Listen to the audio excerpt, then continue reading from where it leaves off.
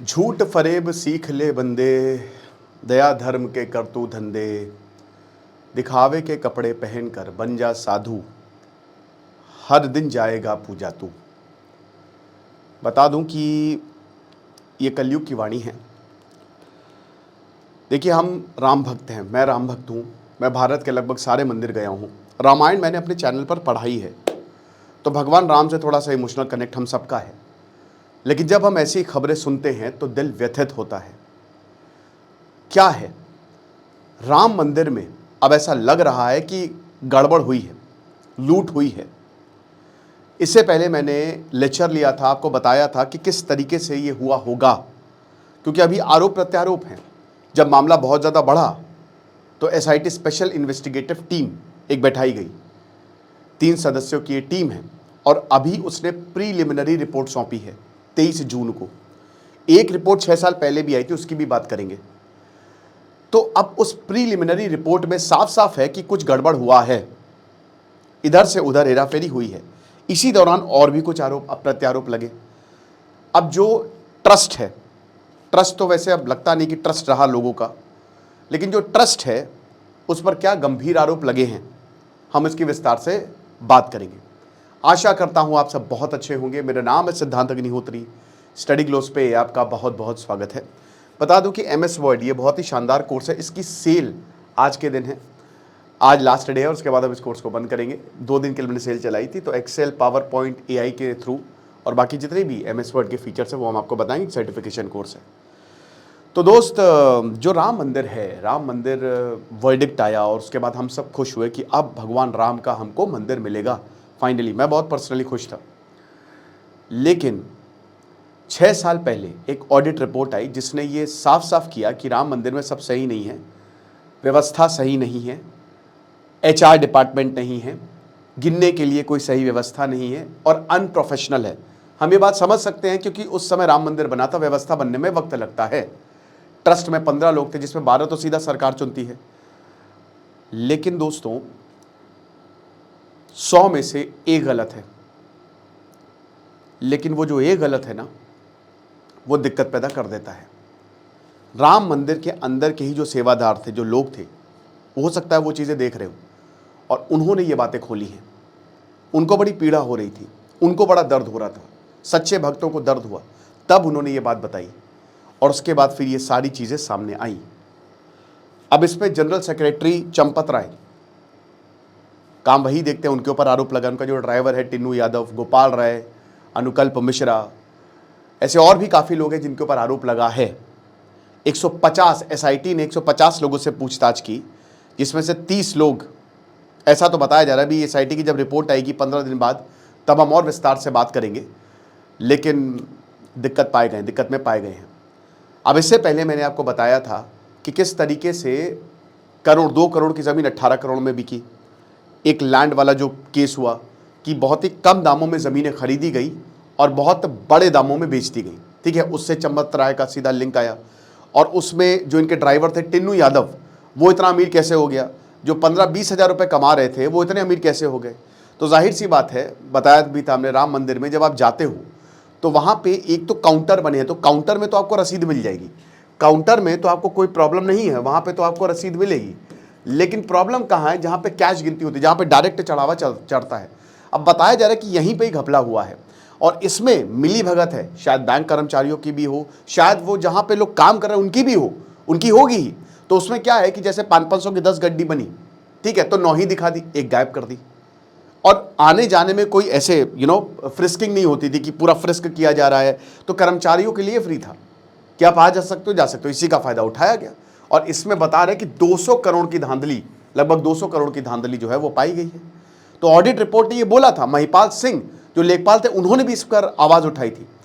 In fact दोस्तों, जो अध्यक्ष है और जो उनके उत्तराधिकारी हैं ट्रस्ट के, उन्होंने भी इसको लेकर बोला है।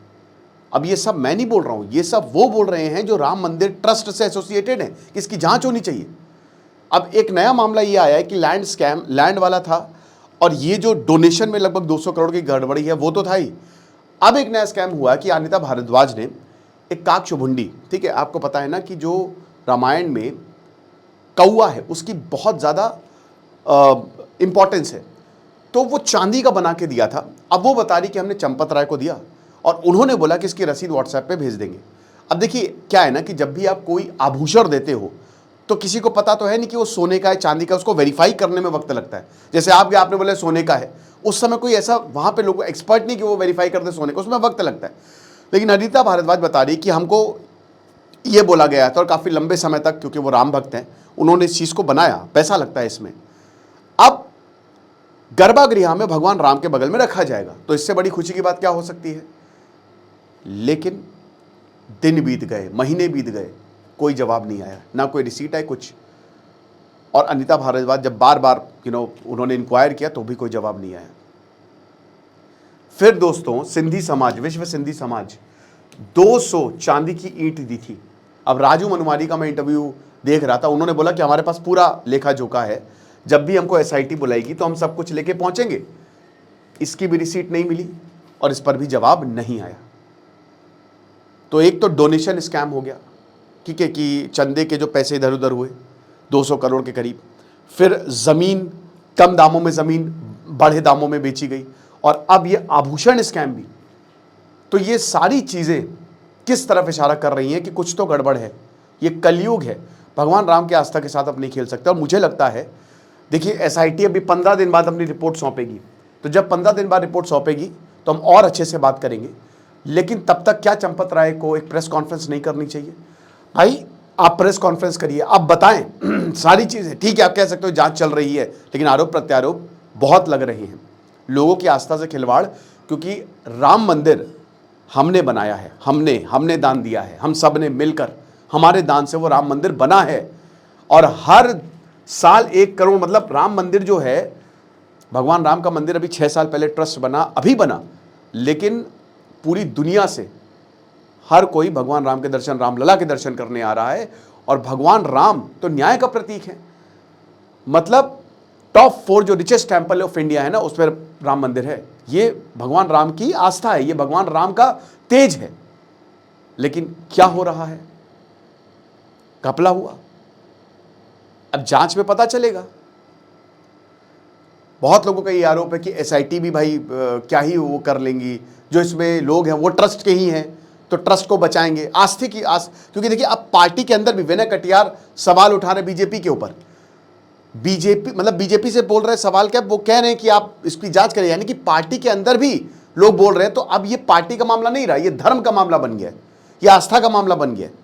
और पार्टी ने बोला कि इसमें, बीजेपी ने बोला इसमें हमारा क्या लेना देना, हम ट्रस्ट में थोड़ी ना। लेकिन भाई 15 में से 12 कौन आ रहा है? अब हो सकता है, देखिए क्या होता है, टॉप लीडर्स को ना पता हो, पॉसिबिलिटी है कि बड़े बड़े लोगों को ना पता हो। जो मेन स्कैम करते हैं वो नीचे वाले करते हैं। लेकिन ये आपकी जिम्मेदारी ना कि आप नीचे वालों की स्क्रूटनी करें। जब पहली रिपोर्ट 6 साल पहले ऑडिट रिपोर्ट आई थी, उसको अनदेखा किया दोस्तों, इट वॉज कहते हैं ना कि it was a scam waiting to happen.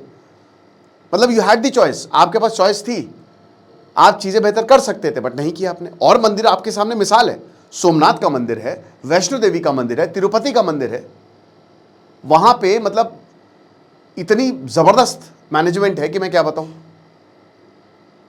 लेकिन राम मंदिर में भी होगा, बट उस लेवल का नहीं है, तभी तो ऐसी बातें सामने आ रही है। और दबे सुरों में कुछ लोग सामने भी नहीं आना चाहते, बातें बोल रहे हैं। अब देखेंगे दोस्तों इस पर क्या कार्रवाई होगी, कोई एफआईआर होगी नहीं होगी, वो तो एसआईटी की फाइनल रिपोर्ट के बाद ही पता चलेगा। बट प्रीलिमिनरी रिपोर्ट में तो बहुत सारी गड़बड़ियां दिख रही हैं। आपको क्या लगता है मुझे कमेंट बॉक्स बताइएगा। एक ही आखिरी में चीज़ बोलूँगा, जय श्री राम। भगवान राम है, कोई बात नहीं, अंदर भगवान राम की ज्वाला जलाए रखिए, काम बन जाएंगे। शुक्रिया।